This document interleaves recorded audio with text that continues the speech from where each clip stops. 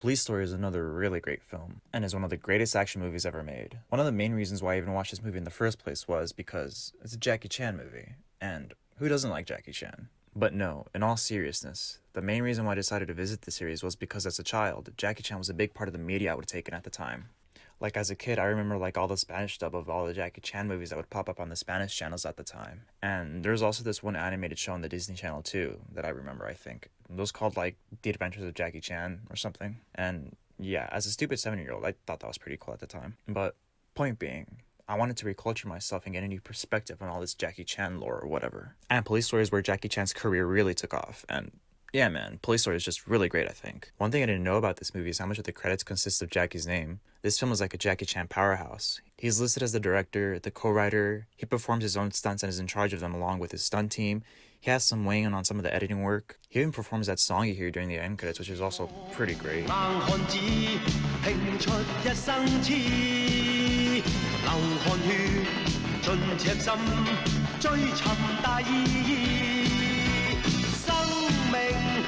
This film was clearly a passion project of his, something he actually sought out to do. And yeah, man, that's what it is. These films are actually a response to all the not-so-good action movies he's claimed to be in prior to this one. In interviews, he's reported of not having such great experiences with the American directors of these action films. One of his main gripes being the way they handled the presentation of action and how messy they've handled it. Because of that, he decided to go back to his home turf, Hong Kong, to make an action film on his own terms. So, he went out to do that, then boom, we get Police Story. A Jackie Chan action odyssey, really. On its own, the film isn't like some grand masterpiece. Well, I think it is, but really, it's this really great, entertaining, cheesy and goofy police action flick, with the narrative being nothing that special either.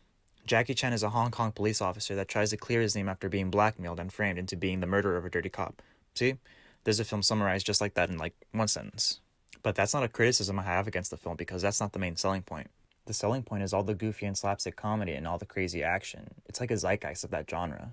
And that's another thing about this movie is that it falls into so many other genres too. It's ridiculous. In the beginning, there's like this crazy car chase that's like something out of the Fast and Furious movies.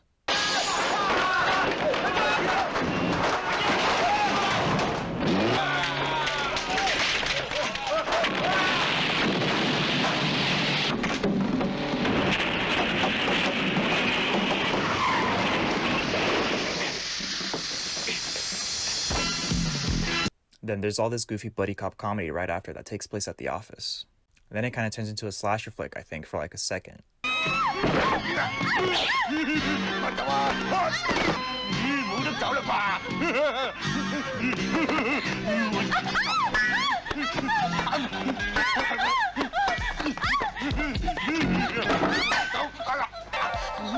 Then after that, it turns into like a romantic comedy.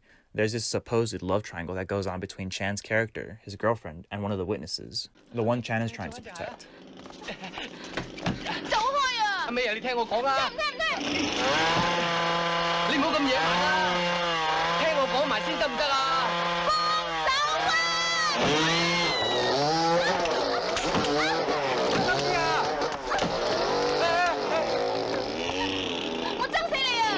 And then there's all this courtroom drama that happens later on. Then after that, that's when the movie just straight up turns into that action odyssey thingy I mentioned earlier on. You start to see all these coordinated fights Jackie Chan is really known for that are just really badass, even by today's standards. The hand-to-hand fight sequences are still really good. The punches and the kicks are really clear and you can actually see them connect to the opponent, to the point where it actually kind of looks real. You see their body parts like rock back and shit. The fights in this film are never really one-on-one either. Jackie tends to fight a whole squad of goons at a time. The fights are revolved around one guy trying to fend off multiple enemies, and they pull it off extremely well. And when one of the goons gets kicked back, you never really see them standing around waiting for their cue. You see them go right back into the action. It leads these sequences to just be really fast-paced and super exhilarating, seeing everyone fall and get tossed around and shit.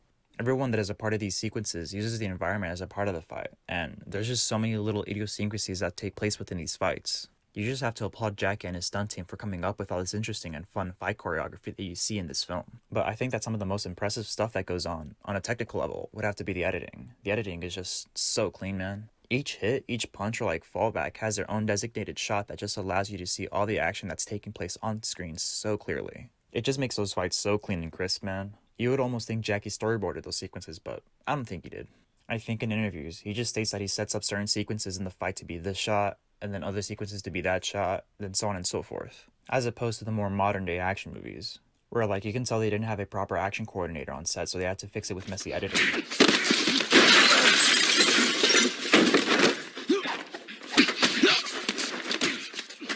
Or they had to camouflage some of the hits with messy camera work. Or maybe they just have the actors move around in one scene to make it seem like the action has a bit more oomph to it, or something like that. Another thing that really stands out to me during these fights, and pretty much the rest of the film, would have to be the amount of personality this film has, and how it comes across in the fight scenes too. As intense as the fights may be in the film, they're really goofy at times. Like that first fight that takes place outside the parking garage. Like it starts off with Jackie running over a baby after he's done saying something about how responsible and careful he is. And throughout that fight, there's this desperation he has, so he's really goofily and clumsily trying to get his gun out of the car. In all of his films, Jackie has a sense of humility that makes him and his character a whole lot more grounded and relatable, I think. In a lot of the fights, he's just not beating up the bad guys. You see the bad guys are like beating the shit out of him too. He's being thrown around and kicked in the face, which is cool because it really builds Jackie up to be the underdog of the movie. And when the movie isn't focused on beating Jackie up in the fights, it focuses on beating him down in the rest of the story too. A lot of the humor revolves around you laughing at Jackie because he's found some way to unintentionally embarrass himself, which I like because I can resonate with some clumsy oaf that kind of trips on his own feet. He's an everyman in this movie. You find out that he shares an apartment with his friend, you see that his car doesn't even have a working parking brake, and he has a difficult time trying to keep a relationship too. He's a whole lot more likable than a lot of his 80s main star counterparts. This movie came out in like 1985, and the other main action stars you had during that time were like Sylvester Stallone's character in Rambo, you have Kurt Russell's characters in those John Carpenter movies, you have Mel Gibson as Mad Max, and a couple of Arnold Schwarzenegger movies, the main standouts being The Terminator and his one character from the Predator movie, Dutch. Then you have RoboCop, all being characters that are known for having this macho man demeanor to them, and there's nothing wrong with these tough, badass muscle men, but I'm just not as crazy about them as I am for Jackie. Jackie isn't this invincible, one-note force of nature, and I really resonate with that. Plus, even if you take his physical abilities out, Jackie is still like a really great actor. He has a really charismatic and physical performance, and it just makes it really easy and fun to read off his emotions.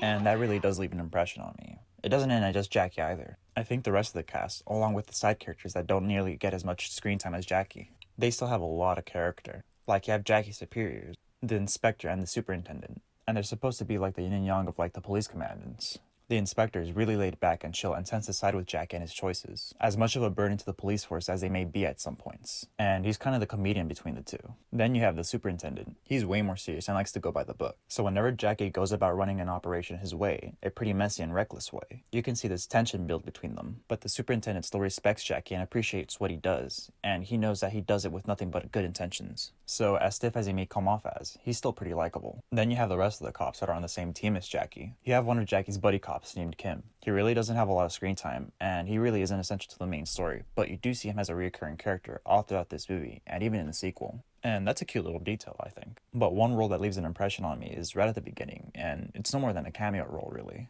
But during that sting we see at the beginning, when it breaks into that gunfight, you see that one guy wearing all white, and you see that he's scared shitless, and even scared to fire his own gun. And by the time he does, in order to protect one of his colleagues, he ends up pissing himself. That's supposed to be one of those comedic moments, but I don't know, man. That's like one of those clever screenwriting tips you hear where it's like, what do you do when you want to establish a character without spending too much screen time? I don't know, man. I just think it's one of those little details that goes a long way. Then you have the other two female stars.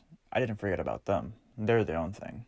But yeah, as if Jackie wasn't hot enough, they got two other gorgeous people to join the cast. You have Miss Bridget Lin as Selena Fong, and then you have Miss Maggie Chung as May.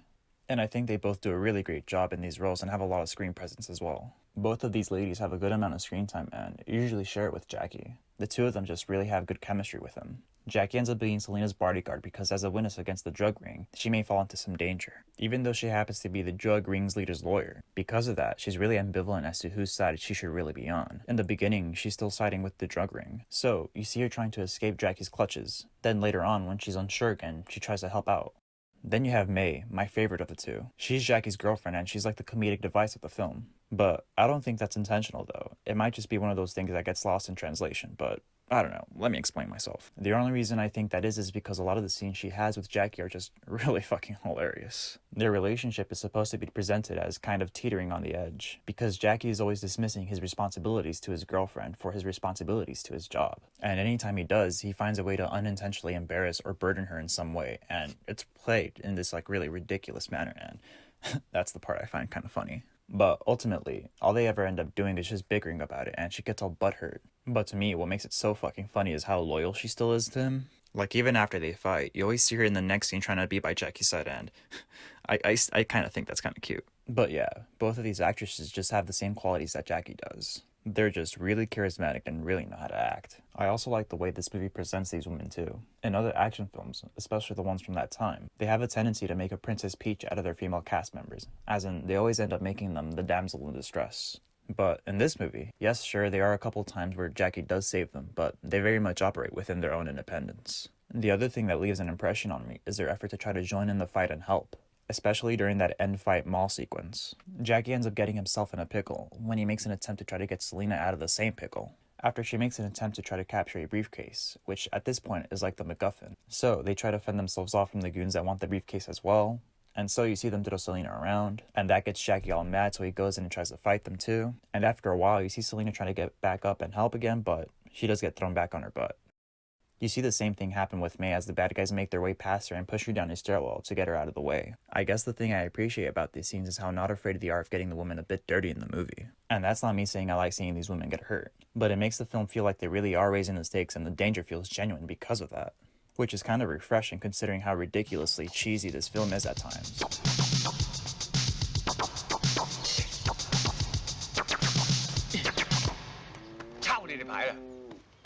Oh yeah, but nothing's as cheesy as the fucking music in this. The music in this film is just so funny, man. And there's nothing wrong with the way it's composed. I'm talking about the way they use it, I guess. They just use it in this really ridiculous, almost blatant way, but the reason why it doesn't bother me because it fits in with the over-the-top tone the movie has. And the music ends up being really exhilarating a lot of the time. Like, there'll be this crazy action sequence where a lot of stuff is happening on screen, so they'll cut off all the music and only let the sound design do all the work. Then, as it crescendos into the climax, that's when the over-the-top score comes back.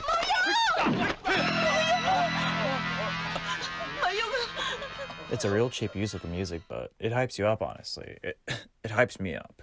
It's also funny because you can count the amount of times they use the same tense guitar riff or bassy cello on like both of your hands.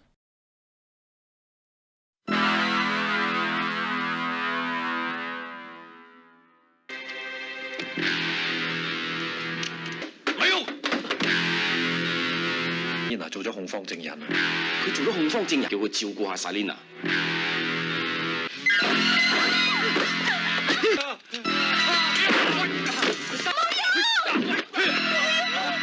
要實，你即刻去啦，唔係豬肚。我梗知你喺度啦。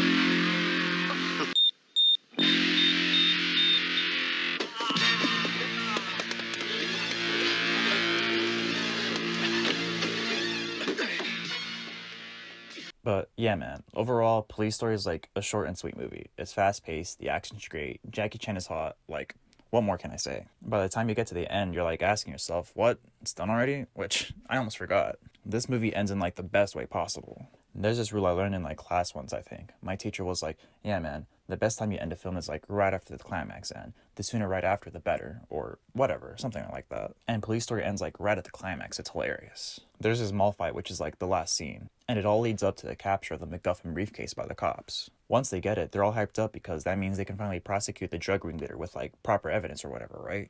But then comes the defense attorney of the drug ringleader saying stuff like, what is this? What are you doing? You can't do this. This is police brutality, unlawful use of force, whatever. This peeves Jackie off because, he's worked so hard to get to this point just to have it ruined by some drug ringleader's lawyer.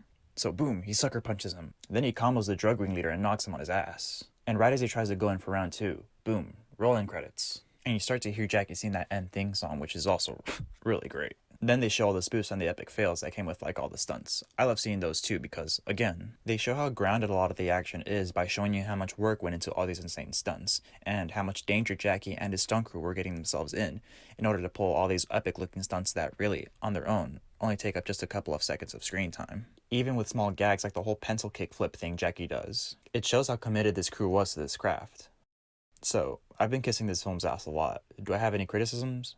Not really. Like, the only thing I can really take into consideration while trying to rank and compare this film is the fact that it's just really cheesy. So it isn't trying to go for a grounded version of what pursues the life of your typical police officer. But like, yeah man, it's a Hong Kong movie. What do you expect? I guess I'm done talking about Police Story. I also want to talk about Police Story 2, but I'm not going to go as in-depth because Police Story 1 and 2 are very much the same movie. So much so that in the original Cantonese title they have the sequel to Police Story titled as Police Story Chapter 2. But yeah man, I highly recommend Police Story 2 too. Watch these films back to back if you can. There's not much new to say about this film that I haven't already said about the first one. Although there are some aspects in the film that are different and some that are arguably better than in the first film. I guess I'll talk about the differences first. For one, I think the pacing is a bit slower in the second one because it's in service of the plot. The plot revolving around Jackie having to find and take down a terrorist mall bombing group, whose goals are to blackmail the owners of these malls. And while that's going on, Jackie's trying to balance his personal life with his professional life. So, a lot of the screen time is reserved to really fleshing out Jackie's relationship with his girlfriend and fleshes out the suspense of having to track down the bad guys too. That's the one thing in the film that's a whole lot better in the second one than in the first. Jackie's and May's relationship. They just continue that story and evolve it from what it was from the first film. And by the time they get to the second film, they kind of totally recontextualize their relationship. Because in the first one, the relationship was kind of a joke, and a lot of the humor came from the scenes between Jackie and May. Police Story has like a thematic parallel with like Spider-Man 2, where the main lead is having troubles balancing his personal life and relationships due to his other responsibilities. So, by the time we get to PS2, May actually gets tired of Jackie's balancing act and can't deal with it anymore. Once you see the relationship play out in PS2, you kind of get the sense that some of the scenes were supposed to be a joke on paper. But Maggie Cheung really elevates the scenes that she's in and really makes them dramatic. Her acting prowess really shows in this movie, even to the point where I might be convinced that she might be the best actor within the whole series. She has a lot of the same qualities as Jackie does. She has a lot of presence and charisma. Let's talk about the breakup scene, for example. Oh, spoilers. They break up. You can tell that, yeah, they wrote this scene to be a joke on paper by like the dialogue and the setting. May is like mouthing off Jackie while forcing him to back up into the police department's locker room that's like filled with like half-naked guys and such. But then she finally gets to the part where she finally breaks things off with him and starts crying on that toilet.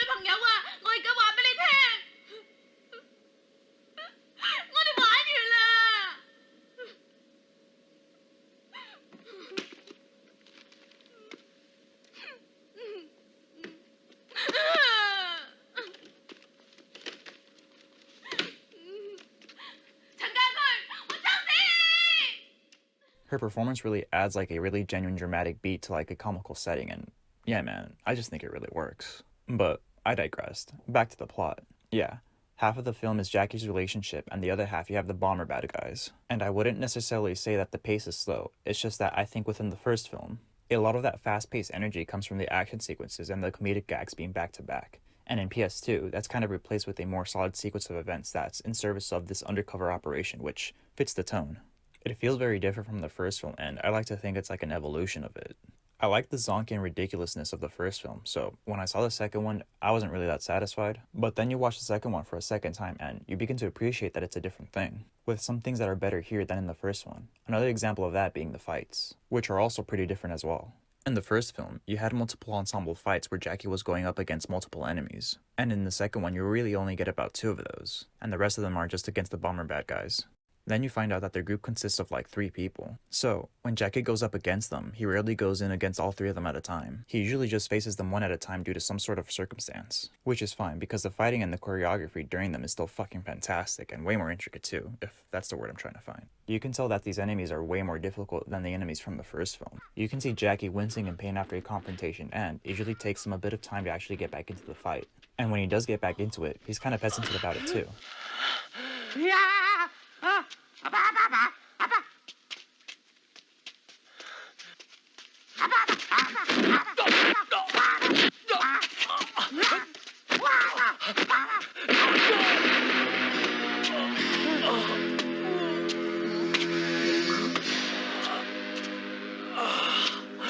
I love seeing that because, once again, it grounds our main character in some reality and adds stakes. And it results in that last fight being pretty epic, just like in the first one. And they pretty much also ended in the same way too.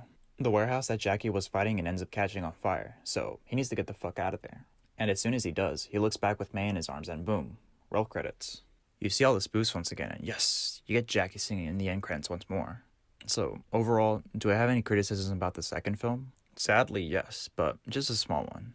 The goons and bad guys from the first film make an appearance in the second film to harass Jackie. And as cool as those fight scenes are that they're in, I don't think that the action is as inherent as the rest of the action in the film that's associated with the bomber terrorists. And that side plot alone isn't as integral to the main overarching story. But that side plot does end at a pretty reasonable point, so I'm not really too bothered by it. And yeah, those fight scenes are pretty cool.